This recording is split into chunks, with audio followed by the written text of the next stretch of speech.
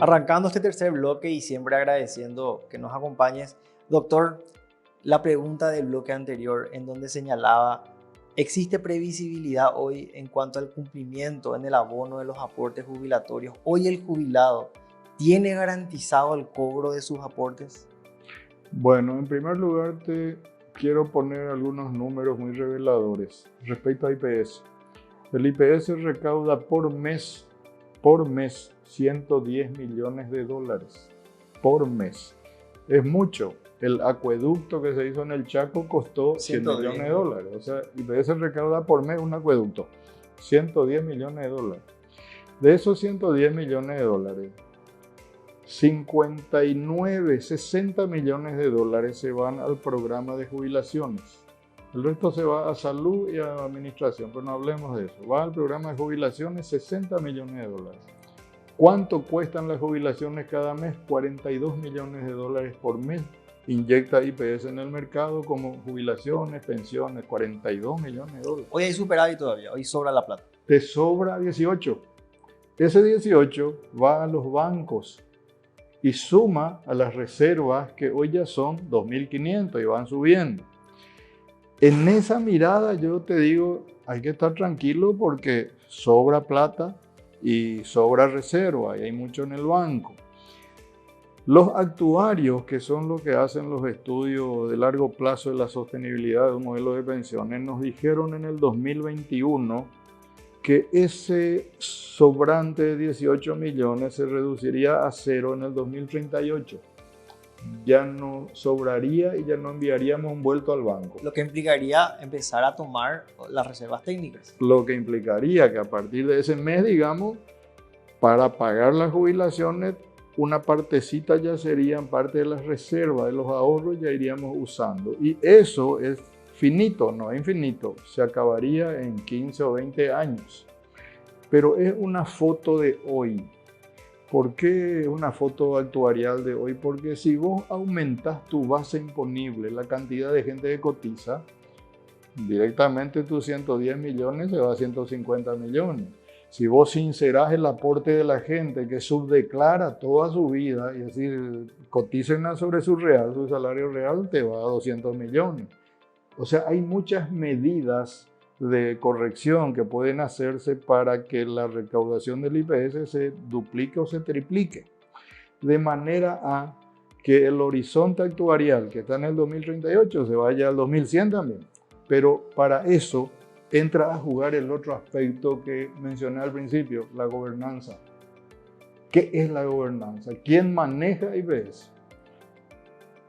Maneja la clase política del momento. El gobierno de turno maneja IPS. Cuando estuvo a la izquierda, IPS fue de izquierda. Cuando fue de derecha, es de derecha. Cuando es empresarial, es empresarial. O sea, siempre está, no tiene autonomía. No hay independencia. No tiene autonomía, autarquía y autodeterminación. ¿Y por qué ocurre eso? Porque el presidente del IPS es designado a dedo por el presidente de la República de turno. Su compañerito del colegio o el ginecólogo de la primera dama o lo que sea, entonces anda, pues encargarte de IPS. Y a lo mejor el tipo no sabe un comino lo que es IPS, pues ahí se sienta allí y de repente maneja un presupuesto de 110 millones de dólares por mes. Y los consejeros, y hay dos consejeros, presidente, hay dos consejeros, uno Ministerio de Trabajo, otro Ministerio de Salud, que son también funcionarios políticos, porque dependen de cada ministerio del gobierno de turno. Ya tener 3 del gobierno. Bueno, pero tenemos 3 representantes de los aportantes, trabajadores, empleadores y jubilados, 3 a 3. Pero es aquí que los 3 son designados por el presidente de la República otra vez, de acuerdo a simpatías políticas. Entonces, ¿qué es lo que vos tenés? Como hoy, el Consejo de IPS, hoy, son 6 personas, algunos bastante capacitados, como el doctor Pereira, el doctor de los Ríos, pero otros que abren la boca para bostezar nomás, que prácticamente es un apéndice del gobierno de turno. Esa gobernanza, ¿qué hace? Que aunque entre mucha plata, se malgaste, se corrompa. El problema de IPS es la corrupción que hay adentro. La corrupción. A eso agregarle algunas iniciativas legislativas que, impulsadas por la clase política, quieren apoderarse de esa reserva técnica que se llama 2.500 millones de dólares, que es dinero fresco, dulce, que está en los bancos, o alguna de las 1.100 propiedades valoradas en total en unos 300 millones de dólares. Manzanaté, eso es Mariscal López, Isla de Francia, 200.000 hectáreas en el Chaco, Cantegril de San Bernardino sobre el lago, los hoteles, Acaraí, San Bernardino, todo eso de IPS, todo es 1.100 propiedades. Ese contexto que estás, y discúlpame que te interrumpa, quería cerrarlo, me gustaría englobarlo. Por un lado tenemos la precariedad a la hora del control en la inscripción de las empresas aportantes, sí. Por un lado. Seguramente también a los que aportan se les controlará más de lo debido. Seguramente los buenos son los más controlados, sí. Y los malos no sufren ningún tipo de control ni de castigo, ¿verdad? Por un lado. Por otro lado tenemos el manejo de la gobernanza como tal, como mencionabas correctamente, a cargo de funcionarios políticos, no de funcionarios técnicos. Entonces, el panorama, complementariamente hablando, es de que la mala administración en otorgamiento de licitaciones, concesiones, provisiones de servicios podría llevar en algún punto al desequilibrio en ese, yo diría, inestable hoy equilibrio de 18 millones de dólares de sobrante, porque la mala administración justamente en el tiempo se va a proyectar en una pérdida que va a requerir necesariamente tocar las reservas técnicas, que es lo que estaba mencionando, ¿verdad? Claro, más pronto se va a tener que empezar a comer la cola, como decimos siempre. Ahora, el tema, mencionaste algo que me pareció muy importante, me pasó así una ráfaga de pensamiento, se me fue, pero volvamos al cuidar la cuestión.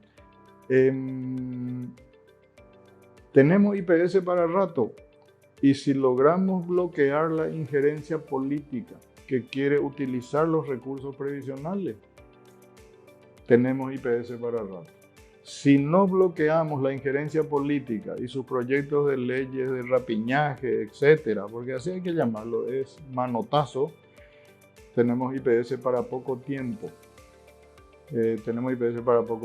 Entonces, ¿por dónde empezar el saneamiento o el aseguramiento de un IPS de largo plazo? Y yo creo que lo fundamental es la gobernanza. Tenemos que lograr que el IPS sea administrado por sus dueños, pero dueños con idoneidad, con capacidad. ¿Por qué no procesos de selección basados en concursos de méritos para que un presidente sea realmente un tipo con formación profesional y no un médico que era amigo del urólogo del presidente de la República? O un consejero que no es presidente de seccional, sino que sea un tipo realmente con formación en ciencias económicas, actuariales, derecho, en fin. Tener una élite manejando esa cantidad de plata, eso no es el día que cambiemos eso, yo creo que vamos a ser un poco más impermeables a la injerencia política, que de por sí lo ya es mediocre. Quiere pegar manotazos basándose en los números y en las aplanadoras nomás. Y bueno, ese es el camino. Sobre ese punto justamente me gustaría nuevamente a empezar a abordarlo en este bloque y luego continuarlo, ¿verdad? En el último. Existe un proyecto de ley, entiendo, para que la administración de los fondos públicos pase bajo la gestión del Banco Central a través de la figura de una superintendencia de pensiones. Después de la pausa, continuamos abordando este último tema de la mano del doctor Pedro Valle. Ya volvemos.